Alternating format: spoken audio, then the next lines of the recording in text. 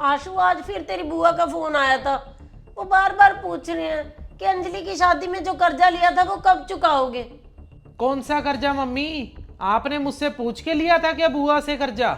बेटा, कर्जा सिर्फ अंजलि की शादी के लिए तो नहीं लिया ना, तेरी पढ़ाई के लिए भी तो लिया था ना। ये तो तेरी बुआ भली थी जिसने हमें इतने कम ब्याज के ऊपर पैसा दे रखा था। अब उनकी भी बेटियां बड़ी हो गई हैं, उनकी शादी करनी है, उनको पैसे की जरूरत है। अब मैं क्या बोलूं उनसे। अरे कुछ भी जवाब दो बुआ जी को, इसमें मुझे क्या? मैं अब आपके कर्जे उतारूं या अपने शौक पूरे करूं? इतनी सैलरी नहीं है मम्मी मेरी। अभी तक ना मैं ऑफिस पुरानी गाड़ी से जाता हूं, वो तो दिखाई नहीं देता आपको। अभी तो मैंने गाड़ी भी लेनी है नई। पर बेटा, ये जो तेरी नौकरी लगी है ना, अगर तुझे पढ़ाया लिखाया है तभी लगी है ना। मम्मी हाथ जोड़ता हूं आपके आगे, आपकी तो रोज की चिक चिक हो गई है। इन पचड़ों से ना मुझे अब दूर रखो बस। अगर ऐसे ही आपकी चिक चिक चलती रही ना मम्मी, एक दिन मैं ये घर छोड़ के चला जाऊंगा। और मम्मी जरूरी नहीं है हमेशा बाप का कर्जा बेटा ही चुकाए। बेटा, बाप का कर्जा तो हमेशा बच्चे ही चुकाते हैं ना। पर जैसे ही तेरी सैलरी आती है तू तो सारे पैसे खर्च कर देता है। कभी तुझे ब्रांडेड कपड़े लेने हैं, कभी तुझे शूज लेने हैं, कभी तुझे बाइक लेनी है और कभी तुझे गाड़ी लेनी है। तो मैं क्या जवाब दूं तेरी बुआ को। अपनी बेटी से लो। अरे उसकी शादी पे भी तो आपने इतना खर्चा किया है, उसे पढ़ाया लिखाया।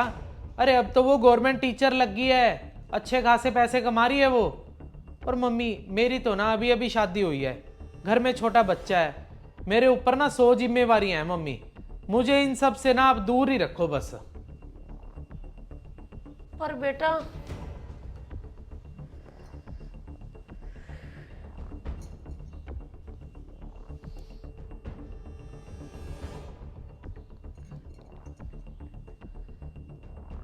हेलो अंजलि। हाँ जी मम्मी, कैसे हो आप? अंजलि, आज तो ना मैं बहुत ज़्यादा परेशान हूँ।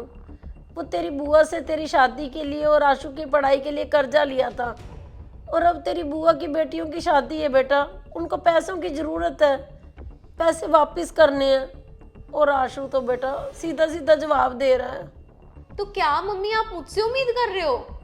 पर मम्मी, जो आपने बुआ से कर्जा ले रखा है वो चुकाना तो भैया की जिम्मेवारी बनती है ना। मम्मी, माना कि अब मेरी नौकरी लग गई है, पर अभी सैलरी कितनी है मेरी? सिर्फ 30,000 रुपये तो सैलरी है। वो भी मम्मी, आपने मेरी इतने बड़े परिवार में शादी कर दी, सारी की सारी सैलरी तो मेरी सास के पास जाती है। पर मम्मी, मैं आपको ना एक सलाह जरूर दे सकती हूँ।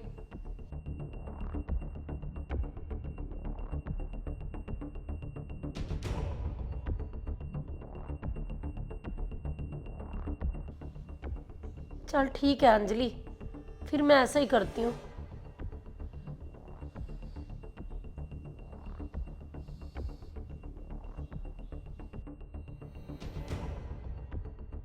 मम्मी घर बेच के तो ना आपने सच में बड़ा ही अच्छा काम कर दिया। मैं तो कब से यही सोच रहा था, जितने पैसे मिले हैं ना सारे के सारे मेरे हाथ पे रख दो। अब मेरे ऑफिस के सामने मम्मी नए फ्लैट बन रहे हैं, सिर्फ 40 लाख रुपए का फ्लैट, 3 BHK। हम तो ना अब वहीं शिफ्ट हो जाएंगे, और जो बाकी के पैसे बचेंगे सारे के सारे लगाएंगे शेयर मार्केट में। अरे 6 महीने में ना मम्मी शेयर मार्केट में पैसा डबल हो जाता है, डबल। कौन से पैसे बेटा? अरे जो मम्मी आपने ये घर बेचा है वही पैसों की बात कर रहा हूं मैं। वो पैसे तो बेटा लग गए। उन पैसों में से मैंने कुछ तेरी बुआ को जो कर्जा देना था वो दे दिया, और जो बाकी के पैसे बचे हैं उससे मैंने गांव में एक छोटा सा घर खरीद लिया। अब बेटा मैं तो ना गांव में ही रहूंगी, असल में मेरा मन भी वहीं पे लगता है। तू ऐसा कर, यहाँ ऑफिस के नज़दीक ही कोई छोटा सा किराए का घर ले ले और वहाँ पे शिफ्ट हो जा। मम्मी आप ऐसे कैसे कर सकते हो? मेरे बाप का घर है ये, मेरा पूरा पूरा हक है उन पैसों के ऊपर।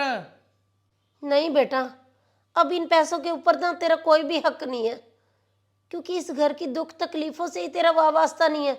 तो पैसों के ऊपर कैसा हक बेटा? जो तुझे हमने पालने पोसने में, तेरी पढ़ाई के लिए जो कर्जा लिया था, जब वो चुकाने की बारी आई तो तूने साफ साफ बोल दिया कि बाप का कर्जा जरूरी तो नहीं है कि बेटा चुकाए। तो आज बेटा मैं भी कहती हूँ कि अगर बाप का कर्जा बेटा नहीं चुका सकता ना, तो ज़रूरी नहीं है कि बाप की संपत्ति हमेशा बेटे को ही मिले। और वैसे भी तो क्या माँ बाप का कर्ज उतारेगा?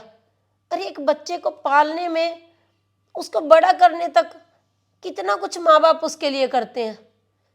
बस बेटा, अब तो ना तुझे देने के लिए मेरे पास सिर्फ अपना आशीर्वाद ही है कि तू खूब फूले फले और शेयर मार्केट के अंदर ना अपनी कमाई का पैसा लगाए। मम्मी, मुझसे गलती होगी, प्लीज़ मम्मी मुझे माफ़ कर दो। मैं ना लालच में आ गया था मम्मी, प्लीज़ माफ़ कर दो मुझे। नहीं नहीं बेटा, तुझे माफ़ी मांगने की ना अब कोई ज़रूरत नहीं है। मुझे समझ में आ चुका है कि माँ बाप का जो कर्जा होता है ना, उन्हें खुद ही चुकाना पड़ता है। बस बाप का कर्जा तेरा नहीं है तो उसकी प्रॉपर्टी के ऊपर भी अब तेरा कोई हक नहीं है। मैंने तो फैसला कर लिया है बेटा, अब मैं तो गांव में ही रहूंगी और ये घर 1 महीने के अंदर खाली करना है। तो अपना रहने का इंतजाम अपने ऑफिस के नज़दीक ही कर ले।